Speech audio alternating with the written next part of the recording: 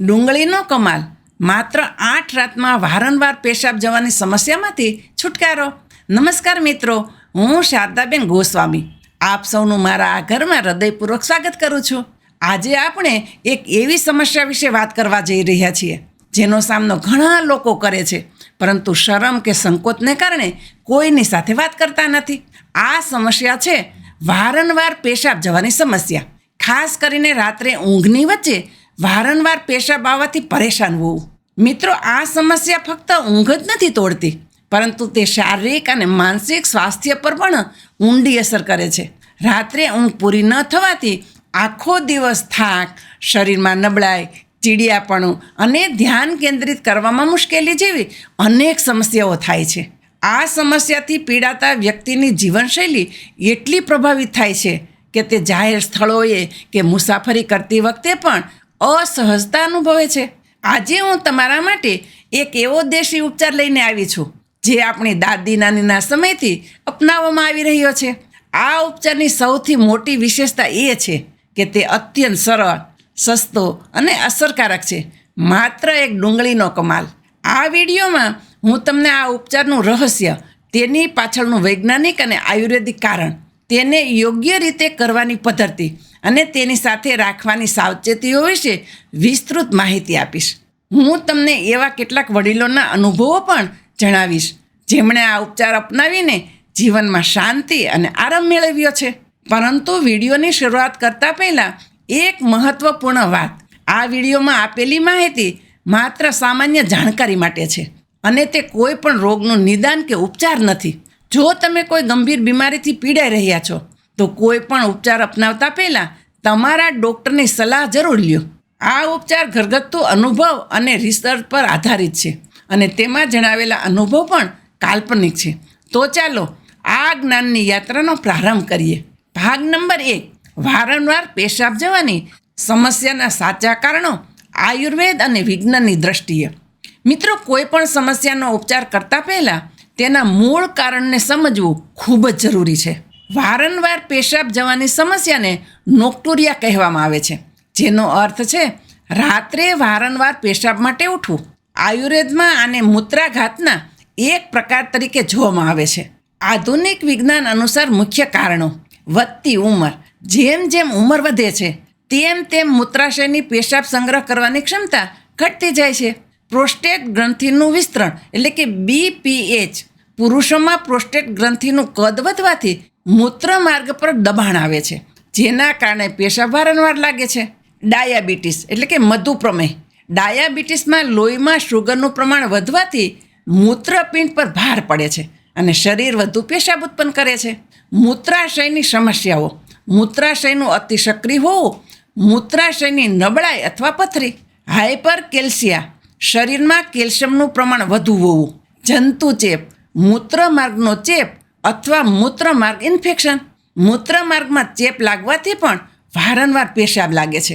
આયુર્વેદ અનુસાર મુખ્ય કારણો: નંબર 1: વાત દોષની અસમતુલા. વાત દોષ ગતિ સાથે સંબંધિત છે. જ્યારે વાત દોષ અસંતુલિત થાય છે ત્યારે મૂત્રાશયની માંસપેશીઓમાં અનિયમિત સંકોચન થાય છે, જેના કારણે પેશાબ વારંવાર લાગે છે. નંબર 2: કફ દોષની અસમતુલા. કફ દોષ શરીરના પ્રવાહી અને ભીનાશ સાથે સંબંધિત છે. કફ વધવાથી મૂત્રાશય અને પેશાબ માર્ગમાં અવરોધ ઊભો થઈ શકે છે. નંબર 3: લોહીની અશુદ્ધિ. આયુર્વેદ અનુસાર જો લોહીમાં ઝેરી તત્વો એકઠા થાય તો તે મૂત્રપિંડ પર ભાર વધારે છે. ભાગ નંબર 2: વારંવાર પેશાબની સમસ્યા માટે એક ડુંગળીનો કમાલ. સાચી રીત અને રહસ્ય. મિત્રો, હવે આપણે એ રહસ્યમય ઉપચાર વિશે વાત કરીશું જેણે અનેક લોકોના જીવનમાં શાંતિ લાવી છે. આ ઉપચાર છે ડુંગળીનો રસ. ડુંગળી શા માટે? ડુંગળીમાં રહેલા રાસાયણિક ઘટકો, ખાસ કરીને ક્વેરસેટિન અને અન્ય સલ્ફર સંયોજનો, મૂત્રપિંડ અને મૂત્રાશયના સ્વાસ્થ્ય માટે ખૂબ જ ફાયદાકારક માનવામાં આવે છે. આયુર્વેદમાં ડુંગળીને મૂત્રવર્ધક અને મૂત્ર શુદ્ધિકર માનવામાં આવે છે. ઉપચારની સાચી રીત. સામગ્રી: એક મધ્યમ કદની લાલ ડુંગળી. પદ્ધતિ: સૌપ્રથમ એક મધ્યમ કદની ડુંગળી લ્યો. તેને સારી રીતે ધોઈને તેની છાલ ઉતારી લ્યો. હવે આ ડુંગળીને છીણી લ્યો અથવા તેને નાના ટુકડામાં કાપીને મિક્સરમાં પીસી લ્યો. ડુંગળીના છીણમાંથી 1 ચમચી જેટલો રસ કાઢો. આ રસમાં 2 થી 3 ચમચી સાફ પાણી મિક્સ કરો. તમે સ્વાદ માટે 1 ચમચી મધ પણ ઉમેરી શકો છો, પરંતુ મધ ઉમેરવાથી આયુર્વેદ અનુસાર તેની અસર થોડી ઓછી થઈ શકે છે. ઉપયોગનો સમય: આ ઉપચાર રાત્રે સૂતા પહેલાં કરવો. શા માટે રાત્રે? રાત્રે આ ઉપચાર કરવાથી તે આખી રાત દરમિયાન મૂત્રાશય પર કામ કરે છે. તે મૂત્રાશયની માંસપેશીઓને મજબૂત બનાવે છે અને રાત્રે વારંવાર પેશાબ આવવાની ઈચ્છાને ઓછી કરે છે. આ ઉપચાર ફક્ત 8 દિવસ સુધી નિયમિત રીતે કરવો. ભાગ નંબર 3: વડીલોના સાચા અનુભવો. જેમણે આ ઉપચાર અપનાવ્યો છે. મિત્રો, આ ઉપચાર માત્ર સૈદ્ધાંતિક જ્ઞાન નથી, પરંતુ અનેક લોકોએ તેને પોતાના જીવનમાં અપનાવીને તેના ફાયદા જોયા છે.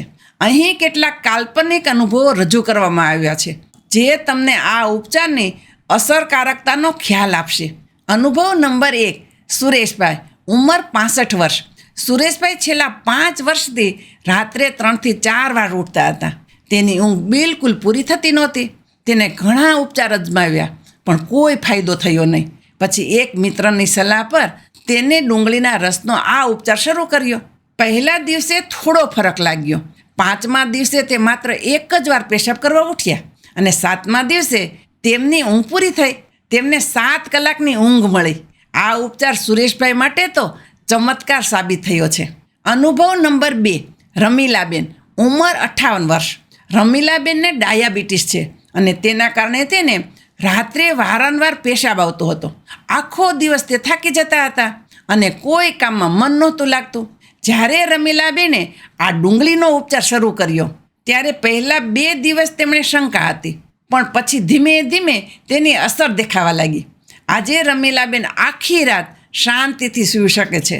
હવે રમીલાબેન માને છે કે કુદરતી ઉપચાર આપણા શરીર માટે શ્રેષ્ઠ છે. અનુભવ નંબર 3: જયેશભાઈ, ઉંમર 42 વર્ષ. જયેશભાઈ તેના કામને લીધે ખૂબ તણાવમાં રહેતા હતા.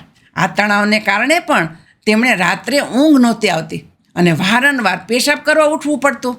તેમને આ ઉપચાર શરૂ કર્યો અને જયેશભાઈને ખૂબ જ ફાયદો થયો. તેમની ઊંઘ સુધરી અને તેમને આખો દિવસ તાજગીનો અનુભવ થાય છે. આ ઉપચાર એટલો સરળ છે કે કોઈ પણ કરી શકે છે. ભાગ નંબર 4: સાવચેતીઓ અને કોણે આ ઉપચાર ટાળવો જોઈએ. મિત્રો, દરેક ઘરગથ્થુ ઉપચારની જેમ આ ઉપચારમાં પણ કેટલીક સાવચેતીઓ રાખવી જરૂરી છે. સામાન્ય સાવચેતીઓ: વધારે પડતો ઉપયોગ ન કરો. આ ઉપચાર ફક્ત 8 દિવસ માટે જ અજમાવો. જો સમસ્યા ચાલુ રહે તો ડૉક્ટરની સલાહ લ્યો. પાણીનું પ્રમાણ: ડુંગળીનો રસ પીધા પછી રાત્રે વધારે પાણી પીવાનું ટાળો. ડુંગળીની ગરમી: કેટલાક લોકોને ડુંગળીની તાસીર ગરમ લાગે છે. તેથી જો તમને પેટમાં બળતરા કે અન્ય કોઈ તકલીફ થાય તો આ ઉપચાર બંધ કરી દો. કોણે આ ઉપચાર ટાળવો જોઈએ? જેમને ડુંગળીથી એલર્જી હોય, જેમને પેટમાં અલ્સર કે પાચન તંત્રની કોઈ ગંભીર બીમારી હોય, જેમને મૂત્રપિંડનો કોઈ ગંભીર રોગ હોય, જેમને કોઈ ગંભીર તબીબી પરિસ્થિતિ હોય અને લાંબા સમયથી દવાઓ ચાલુ હોય. ભાગ નંબર 5: ગંભીર પરિસ્થિતિમાં શું કરવું જોઈએ? ડૉક્ટર પાસે ક્યારે જવું? જોકે આ ડુંગળીનો ઉપચાર સામાન્ય સમસ્યાઓ માટે ખૂબ જ અસરકારક છે, પરંતુ કેટલીક પરિસ્થિતિઓમાં તાત્કાલિક ડૉક્ટરની સલાહ લેવી ખૂબ જ જરૂરી છે.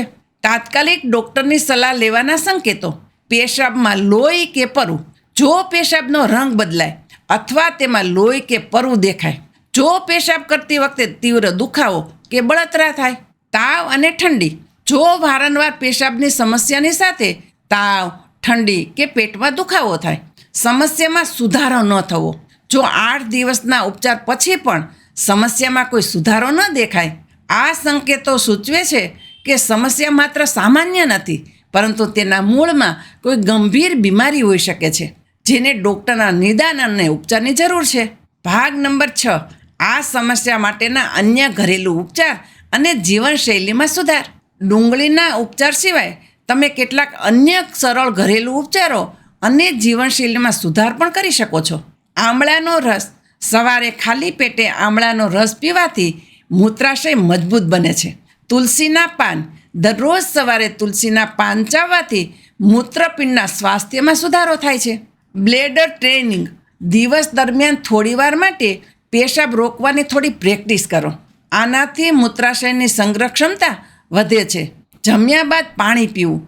જમ્યાના 1 કલાક પછી પાણી પીવાથી પાચન તંત્ર સુધરે છે. યોગ અને પ્રાણાયામ. નિયમિત યોગ અને પ્રાણાયામ, ખાસ કરીને કીગલ કસરતો મૂત્રાશયની માંસપેશીઓને મજબૂત બનાવે છે. નિષ્કર્ષ: સ્વસ્થ શરીર અને મન. તો મિત્રો, આજે આપણે વારંવાર પેશાબ જવાની સમસ્યાના કારણો, ડુંગળીનો રામબાણ ઉપચાર અને તેની સાથે રાખવાની સાવચેતીઓ વિશે વિસ્તૃતમાં જાણકારી મેળવી. યાદ રાખો, સ્વસ્થ જીવન માટે સ્વસ્થ શરીરની સાથે સ્વસ્થ મન પણ જરૂરી છે. રાત્રે પૂરી ઊંઘ લેવાથી જ શરીર અને મન બંનેને આરામ મળે છે. યાદ રાખો, આ ઉપચાર એવા લોકો માટે છે જેમને સામાન્ય તકલીફ હોય. જો તમને ગંભીર લક્ષણો હોય તો ડૉક્ટરની સલાહ લેવામાં સહેજ પણ વિલંબ ન કરો. મને આશા છે કે આ વિડીયો તમારા માટે ખૂબ જ ઉપયોગી સાબિત થશે. જો તમને આ વિડીયો સારો લાગ્યો હોય તો તેને જરૂર લાઈક કરો. ચેનલ ઉપર નવા હોય તો ચેનલને સબસ્ક્રાઈબ પણ કરો. આ ઉપયોગી માહિતી આપણા બધા મિત્રો અને પરિવારજનો સાથે શેર કરો, જેથી તેઓ પણ આનો લાભ લઈ શકે. હું શારદાબેન ગોસ્વામી તમને ફરી મળીશ એક નવા જ વિડીયો સાથે. ત્યાં સુધી સ્વસ્થ રહો, મસ્ત રહો.